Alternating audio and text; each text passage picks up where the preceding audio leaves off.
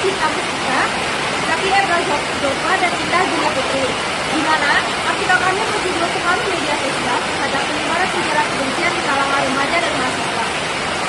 Selanjutnya, latar belakang dari artikel kami yaitu perkembangan teknologi digital membuat media sosial sangat dekat dengan kehidupan mahasiswa. Media sosial digunakan untuk komunikasi, hiburan, pembelajaran, dan ekspresi diri. Namun, kebebasan berekspresi sering disalahgunakan. Salah satu dampak negatif yang muncul adalah penyebaran ujaran kebencian. Ujaran kebencian di media sosial.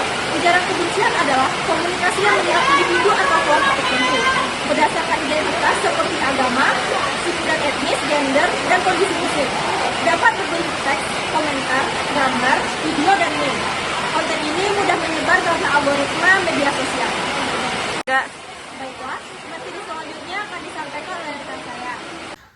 Baik, saya akan melanjutkan yaitu materi tentang dampak ujaran kebencian.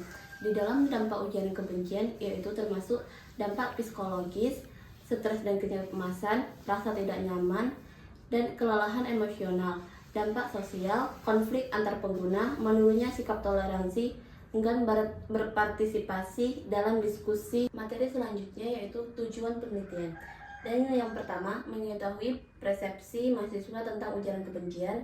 Yang kedua, mengidentifikasi frekuensi paparan ujaran kebencian di media sosial. Yang keempat, menganalisis dampak emosional yang dirasakan mahasiswa. Dan yang keempat, mengkaji sikap mahasiswa terhadap pencegahan dan kampanye anti ujaran kebencian. Dan materi selanjutnya yaitu metode penelitian. Itu termasuk jenis penelitian kuantitatif, teknik pengumpulan data dari kuesioner atau Google Form, dan yang direspon oleh 25 mahasiswa dari berbagai program studi, dan data dianalisis secara deskriptif untuk melihat pola jawaban. Baik, saya akan menjelaskan karakteristik responden. Pada bagian ini saya akan menjelaskan karakteristik responden dalam penelitian ini. Responden berasal dari berbagai jurusan, diantaranya agribisnis, penjurusan pertanian, teknik elektro, kebidanan, dan sastra Indonesia, dan beberapa jurusan lainnya. Hal ini menunjukkan bahwa responden memiliki latar belakang yang berbeda. Dengan demikian dapat disimpulkan bahwa isu ujar kebencian tidak hanya dialami oleh mahasiswa dari satu bidang tertentu, tetapi dirasakan oleh mahasiswa lainnya. Selanjutnya yaitu paparan ujaran kebencian. Berdasarkan hasil penelitian, sebagian besar mahasiswa mengaku sering menemui ujaran kebencian. Sebanyak 64% menemui ujaran kebencian, dan 12 responden sering menemukan ujaran kebencian. Adapun platform media sosial yang paling sering menampilkan konten tersebut adalah TikTok, Instagram, dan Twitter. Hal ini menunjukkan bahwa media sosial memiliki peran besar dalam penyebaran ujaran kebencian di kalangan mahasiswa. Slide berikutnya itu persepsi mahasiswa.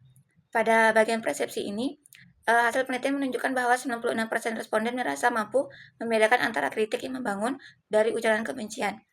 Kritik dapat dipahami sebagai bentuk saran atau masukan untuk perbaikan.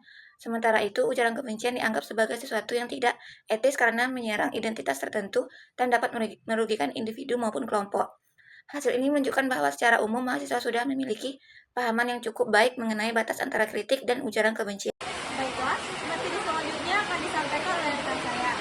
Baik, materi selanjutnya yaitu dampak emosional. Mayoritas mahasiswa merasa terganggu secara emosional karena ujaran kebencian memicu perasaan stres, marah, sedih, atau cemas mahasiswa. Dampak yang diperoleh yaitu seperti takut menyampaikan pendapat, tidak nyaman membaca komentar, memilih untuk menghindari diskusi publik, dan paparan berulang memengaruhi kesehatan mental mahasiswa. Mahasiswa khawatir mendapat serangan atau komentar negatif saat berpendapat karena kolom komentar sering berisi kata kasar atau merendahkan sehingga menimbulkan rasa tidak aman bagi mahasiswa. Kemudian ada sikap dan tindakan manusia. Berdasarkan kuesioner yang kami peroleh, data dari kuesioner menunjukkan bahwa 88% mendukung anti kampanye ujaran kebencian. Ini menunjukkan kesadaran dan kepedulian mahasiswa terhadap lingkungan digital yang sehat. Kemudian sebanyak 72% memverifikasi informasi sebelum menyebarkan. Mahasiswa berusaha mencegah penyebaran hoaks dan konten provokatif. Dan yang terakhir, sebanyak 76% pernah melakukan tindakan seperti menegur, memblokir, atau melaporkan. Mahasiswa tidak hanya pasif, tetapi aktif melawan ujaran kebencian sesuai dengan kemampuannya masing-masing. Berdasarkan materi ini, dapat diambil kesimpulan Ujaran kebencian sering ditemui di media sosial, karena fenomena ini menjadi masalah umum yang dihadapi mahasiswa. Memberikan dampak emosional dan sosial yang nyata.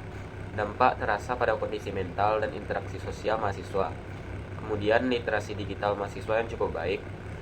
Kemudian diperlukan edukasi etika digital agar mahasiswa lebih bijak dan bertanggung jawab di media sosial. Lalu penguatan literasi digital, yaitu untuk meningkatkan kemampuan menyaring informasi dan berkomunikasi sehat. Kemudian dukungan kesehatan mental di kampus. Ini penting untuk membantu mahasiswa menghadapi tekanan dari lingkungan digital. Sekian yang dapat saya sampaikan. Saya kembalikan ke moderator.